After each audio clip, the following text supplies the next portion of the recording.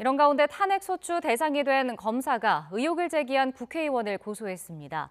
이원석 검찰총장은 국회의원들이 탄핵소추 과정에서 면책특권을 벗어난 부분이 있는지 검토하겠다고 했는데 실제 법적 대응이 가능할지 알아봤습니다. 보도에 신지원 기자입니다.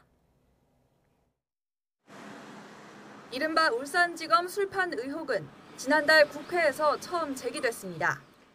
2019년 1월 8일 오후 6시경에 울산지검에서는 술 읽는 작은 모임이라는 이름으로 검사장, 차장, 부장 등 30명이 모여 지검 내 1층 간부식당에서 회식을 합니다.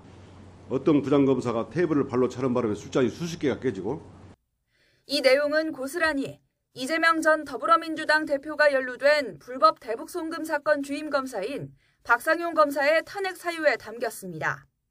이와 관련해 박 검사는 이화영 전 경기도 평화부지사가 중형을 선고받자 일부 공당이 입에 담기 힘든 허위 사실을 유포하고 있다며 이성윤 서영교 민주당 의원과 강미정 조국혁신단 대변인 등 8명을 명예훼손 혐의로 경찰에 고소했습니다.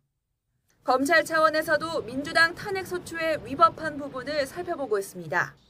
일단 검찰은 해당 검사들이 피의 사실을 공표한 사실이 없고 적법한 수사 개시를 했다며 민주당이 주장한 탄핵 사유가 명백한 허위 사실이라는 입장입니다.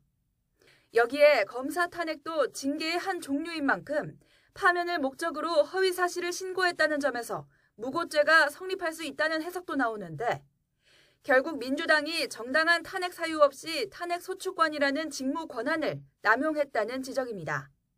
다만 실제 위법한 부분이 확인된다 하더라도 곧바로 법적 대응에 나서기는 쉽지 않습니다.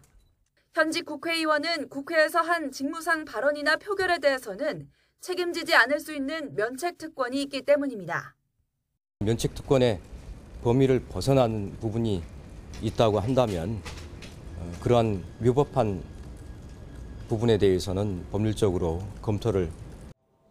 다만 국회의원이라 하더라도 국회 밖에서 직무와 무관하게 허위 사실을 유포하거나 타인의 명예를 훼손할 경우에는 처벌될 수 있는 만큼 검찰이 이 부분을 공략할 가능성이 큽니다. 국회 공식 활동이라고 볼 수 없는 경우, 그런 경우가 문제가 되고 유튜브 방송 같은 경우는 국회 공식 활동으로 보기는 어렵겠죠.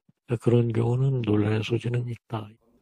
법적 대응 이외에도 검찰은 후속 조치에 대한 대응 방안을 고심하고 있는데 민주당이 예고한 탄핵검사 청문회가 현실화할 경우 갈등이 전면전으로 치달을 거란 전망도 나옵니다. YTN 신지원입니다.